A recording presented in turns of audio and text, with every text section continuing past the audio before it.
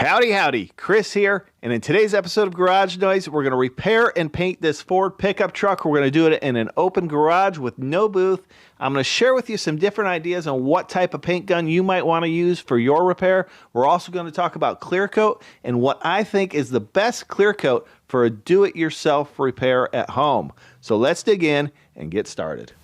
This is an aluminum door, so we needed to heat up the metal before we started pushing this dent out from the back side. So you can push out and work with aluminum, but you want to make sure that metal is heated up really well. So we removed the door panel on this Ford truck, and then I used a pry bar and a dent tool to push out that dent. We were also able to get a little dolly in there and help flatten it out with a hammer and a dolly. Now, if you want more details on how to straighten a dent, how to straighten metal, I've got several different videos on that. I'll leave a card at the end. After a little bit more work on this dent, we've got it straightened out enough to get it prepped out for some filler. So the first thing we need to do is grind it down to bare metal. We need to remove that surface rust and the paint to promote adhesion of the body filler. Now you can remove this paint any way you choose. I am just using an angle grinder with a 36 grit roll-lock disc. It makes quick work of it. And if you need any information on tools or products, you can check out my storefront link down in the description. Now I'm going to sand the paint around that repair area. For that, I'm going to use 80 grit sandpaper on an orbital sander. We just want to create scratches around that repair area, so when we apply our filler, we're going to go over that paint edge just a little bit, and that filler will adhere properly.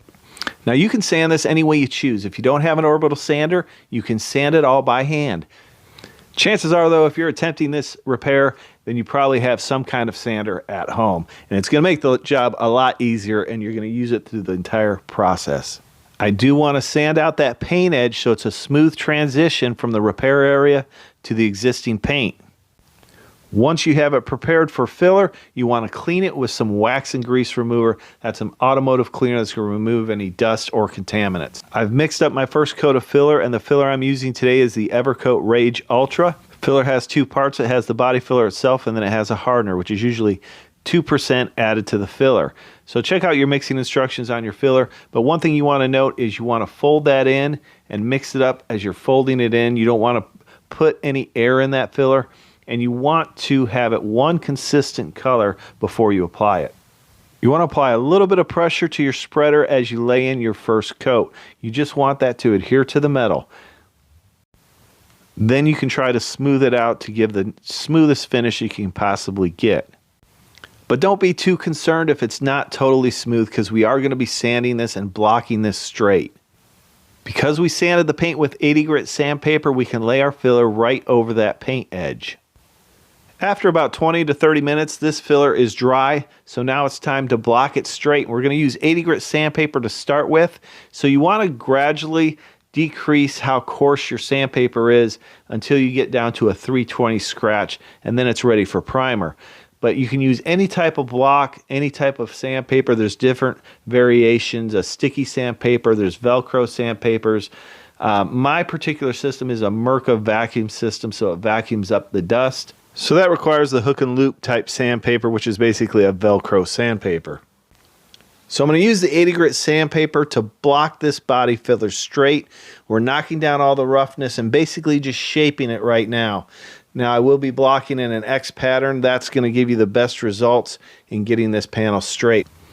So you want to hold your block as flat as possible against the panel. You want to block with the contours of the panel. So that little contour at the bottom of this door, I'm going to roll right around that in order to get that straight in an X pattern.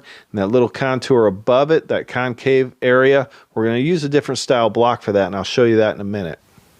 Okay, so now I've got the first coat of filler all blocked straight. We've knocked all the roughness down, got it shaped to where we want it. I do need to lay another coat of filler on this, so I've opted to use a little bit of icing. This is a polyester glazing putty. It's a finishing putty.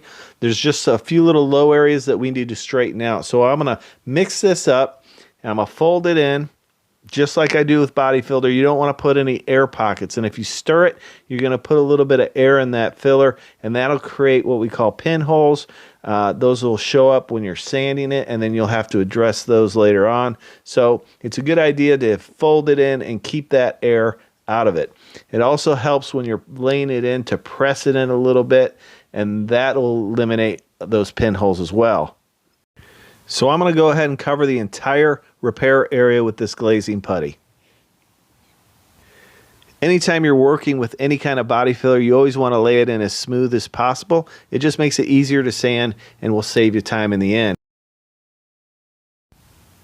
I'm not quite ready to switch down to 180 grit sandpaper, so we're going to knock this down quickly with some 80 grit just to flatten it out a little bit, and then we'll switch over to 180. Now I do have to address that contour at the bottom of that door, so for that I'm going to use this half round shaped block that attaches to my Merca system, and this fits perfectly in the contour at the bottom of that door. Now if you're doing this at home, you probably don't have a Merca system. You can use any round shape to attach your paper to sand down in that contour. I use a bunch of different style blocks for different occasions, and if you're interested in any of the tools or products I use, you can find a link to my storefront down in the description. DuraBlock makes a good set that's reasonably priced, and it'll have everything you need to do some basic blocking. Now I've switched to some 180 grit sandpaper, and this is going to remove those 80 grit scratches and get us closer to primer. Now I'm going to switch over to some 220 grit sandpaper. We're going to block with this to help remove those 180 grit scratches and get closer to primer.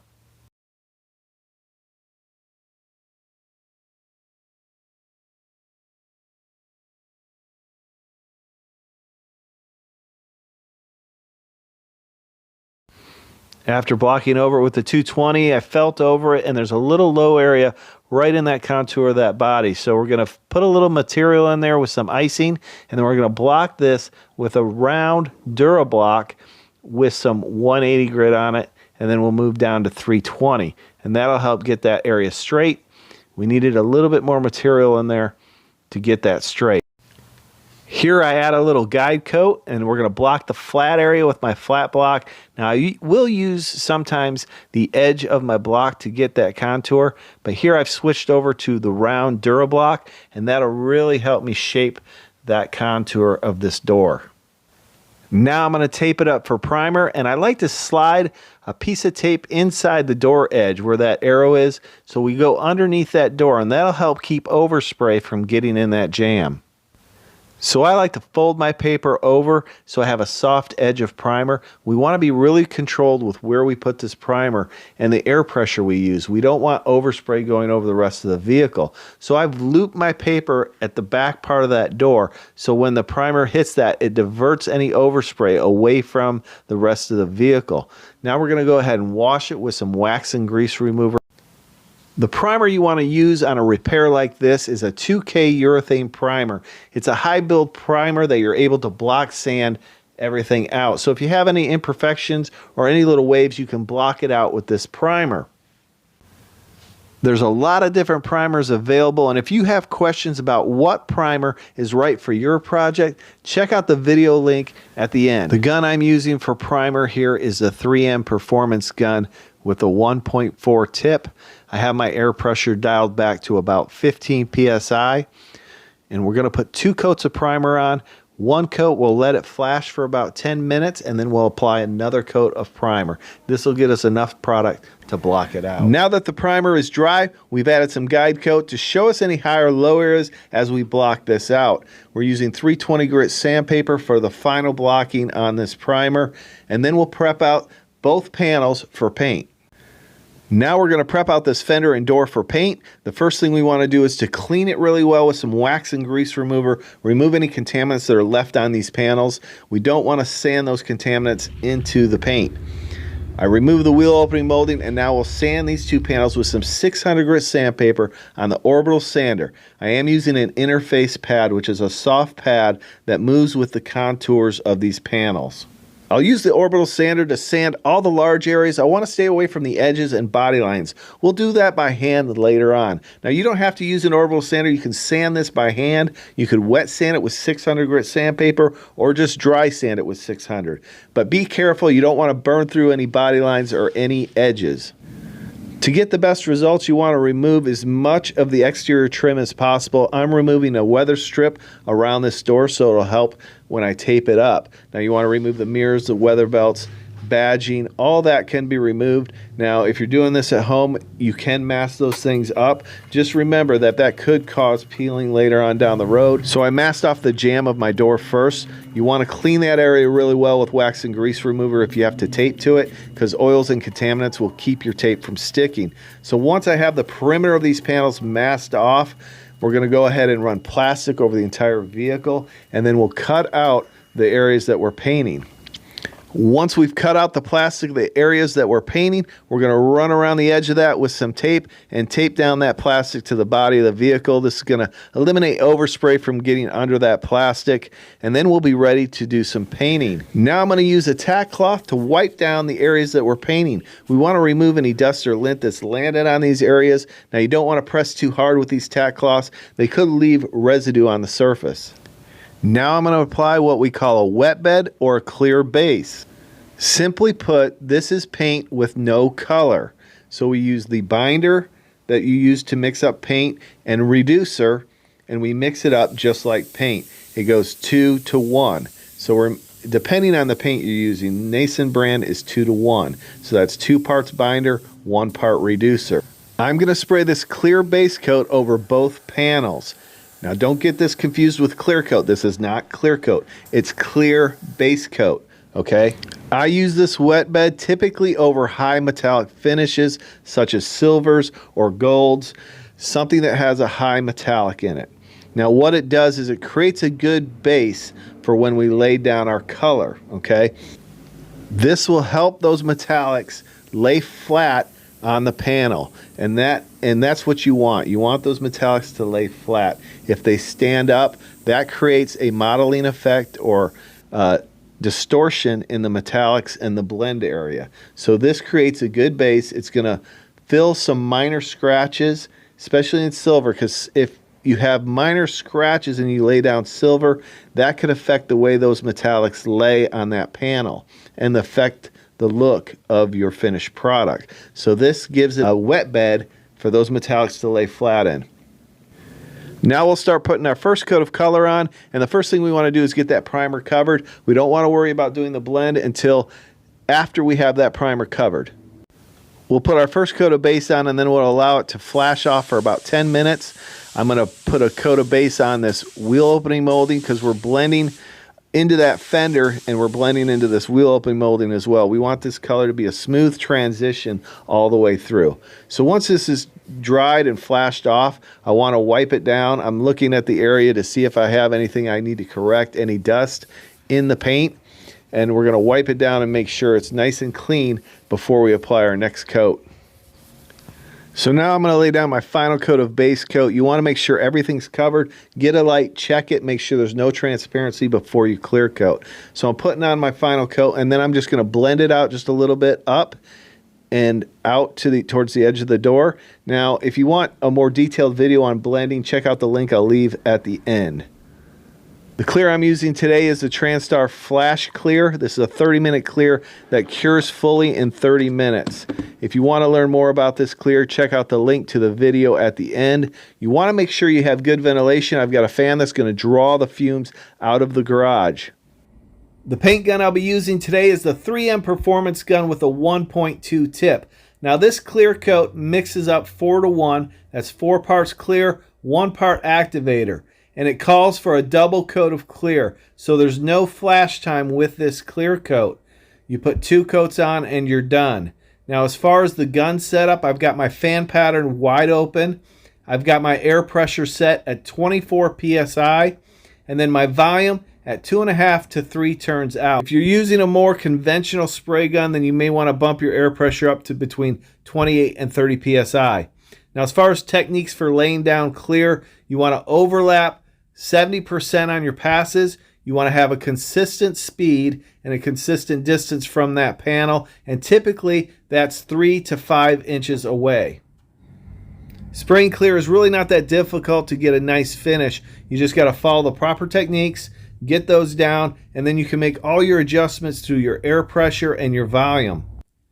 Your air pressure and your volume work together to create a nice finish, a flat finish. Now, if you're getting a little bit too much orange peel, then you're getting too much material coming out of the gun. You can dial back your volume just a little bit. That's going to help it to atomize a little bit better and become a little bit flatter. Now, if you're getting dry spray or dry areas, now you don't have enough, that means you don't have enough volume coming out of the gun, or you have too much air pressure. So if you back down your air pressure and then increase your volume a little bit, then you're going to get a nice glass-like finish. So it's not that difficult. Play around with it, experiment with it until you get it down. If you find this video helpful or have any questions, leave me a comment down below. And if you enjoy this kind of content and want to learn more, consider subscribing to the channel. If you'd like to help support the channel, check out my links down in the description. Let's finish up this clear coat and take a look at the finished product.